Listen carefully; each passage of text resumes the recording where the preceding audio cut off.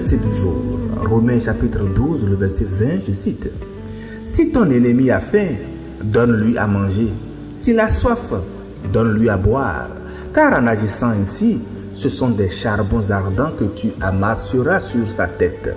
Fin de citation, glorifions le Seigneur.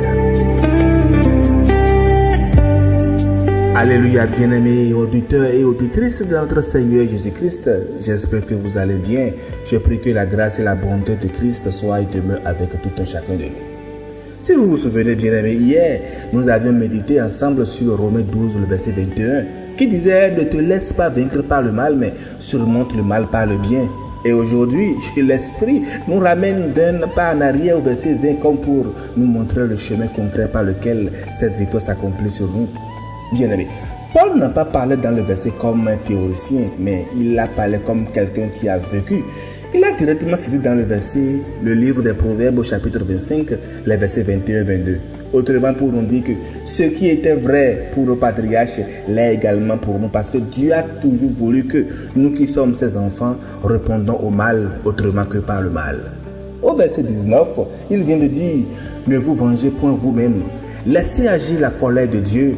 On pourrait croire que Paul nous demande simplement de nous taire, de reculer, de subir, mais non, il enchaîne aussitôt avec une action positive, comme pour nous dire ne pas se venger, ce n'est pas rester à ne rien faire, c'est poser un autre geste, un geste qui désarme celui qui veut nous combattre, celui qui veut nous faire du mal.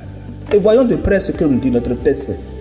Paul n'a pas dit dans le verset, si ton ennemi a faim, oublie-le. Il ne dit pas non plus attends qu'il s'excuse, mais il nous dit donne-lui à manger. Et si tu lui donnes à manger, tu poses un acte qui exige bien plus qu'un simple silence. Donner à manger à quelqu'un, en fait, cher ami, c'est s'approcher de lui, c'est de le regarder, c'est reconnaître qu'il a un besoin et que ce besoin compte plus que la blessure qu'il vous a infligée. Et Paul va plus loin dans le verset en disant s'il a soif, donne-lui à boire. La faim et la soif dans la Bible, cher ami, représentent les besoins les plus élémentaires de la vie, de notre quotidien d'ailleurs. Et Paul nous dit donc ceci, devant ton ennemi, ne te demande pas s'il mérite ta bonté. Demande-toi simplement s'il a besoin de toi, car notre bonté chrétienne ne se mesure pas au mérite de celui qui la reçoit, mais plutôt à la grâce de celui qui nous l'a d'abord donnée. Et il finit le verset en disant, ce sont des charbons ardents que tu amasseras sur sa tête. Bien-aimé, que veut dire cette parole? Parce qu'elle a parfois été mal comprise, comme si Paul nous invitait à faire le bien pour mieux écraser notre ennemi, pour le faire souffrir d'une autre manière. Moi-même, c'était l'idée que je me suis toujours faite. J'imagine que c'est pareil pour vous, mais ce n'est pas du tout ce que cela veut dire. Vous savez, dans l'ancien Orient, comme chez nous en Afrique, lorsqu'un foyer s'était éteint dans une maison, on allait parfois chercher des brasiers chez les voisins, qu'on rapportait dans un récipient porté sur sa tête. Vous vous souvenez? Si vous faites le charbon à la maison et que votre feu s'éteint, on va à côté pour en prendre. C'est ça. Recevoir des charbons ardents pouvait ainsi évoquer le fait de recevoir de quoi rallumer son feu, de quoi vivre, de quoi se réchauffer.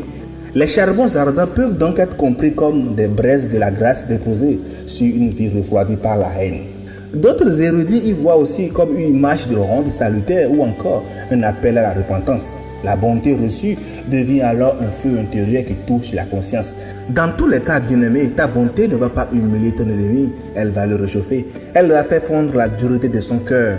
Elle va devenir le feu par lequel Dieu lui-même viendra travailler en lui. Autrement dit, il ne s'agit pas de vaincre l'ennemi par la violence, mais de le surprendre par le bien jusqu'à désarmer le mal lui-même. Voilà la stratégie que Dieu nous confie aujourd'hui. Là où l'autre attendait une riposte, il reçoit un cadeau. Là où il s'était préparé à la guerre, il rencontre la paix et ce contraste-là, souvent, ouvre les brèches que 1000 reproches, je vous dis, n'auraient jamais ouvertes. Mais en disant tout ça, chers amis, soyons très honnêtes. Ce verset est très exigeant, je trouve. Donner à manger à celui qui nous a blessés. Tendre la main à celui qui a parlé contre nous. Notre cœur résiste, ça disons-le, et vous pouvez d'ailleurs faire votre introspection. Notre raison proteste, et pourtant, c'est précisément là que notre foi doit s'exercer.